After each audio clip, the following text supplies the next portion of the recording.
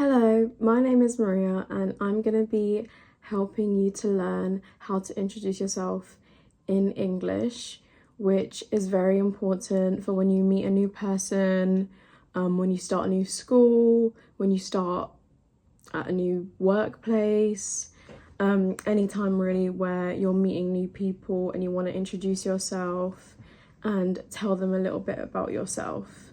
So the first thing that you can start with is saying what your name is. So you would say hello or hi, my name is, and then insert your name. So for example, for me it would be hello, my name is Maria, or hi, my name is Maria. Pretty simple. Another way that you could also start to greet someone is to say good morning if it's in the morning, or good afternoon if it's in the afternoon. You could say good evening, but not many people say that. I think good morning is definitely the one that people say quite a lot. So yeah, instead of saying hello, you could say good morning, my name is, or good morning, I'm, and then say your name. After that, you might want to give a little bit more information and tell them where you're from, for example. So you would say, hello, my name is space, and then you would say, I'm from, and then tell them where it is that you're from. So for example, for me, hello, my name is Maria, I'm from the UK.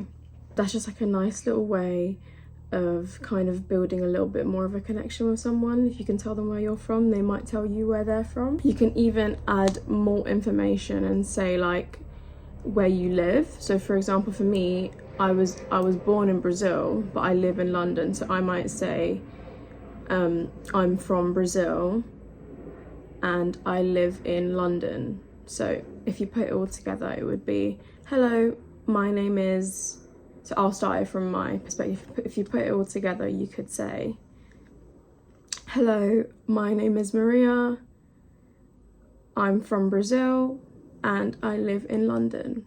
If it's someone like a friend that you're speaking to, like a new friend or a new colleague at work, someone you're going to be working with, you might want to tell them the kinds of things that you like, what you're interested in.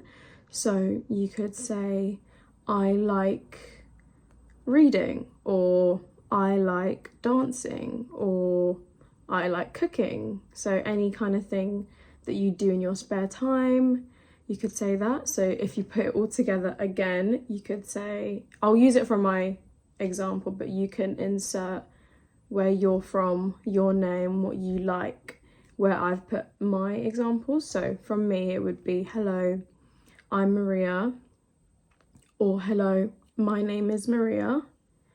You would then say, if you want to tell them where you're from, you could then say, I'm from Brazil, but I live in London, or and I live in London. And then if you want to add a hobby or something that you like, you could say, I like teaching, or I like learning, or anything like that. So it would probably be really good if you practice these and practice them with like different people around you, your family, and practice them with different like examples. So you could practice saying I like dancing, or I like reading, or I like teaching, because then it kind of familiarizes yourself with the vocabulary that other people might be using and vocabulary that you can also use. Another thing is, don't get too worried if you stumble or trip up, because a lot of people will understand that you're still learning to speak English, especially if you're new to the country. So that's completely fine. So take your time and like practice as much as you can, and the more that you practice, the easier it will be and the more natural it will feel to say these things.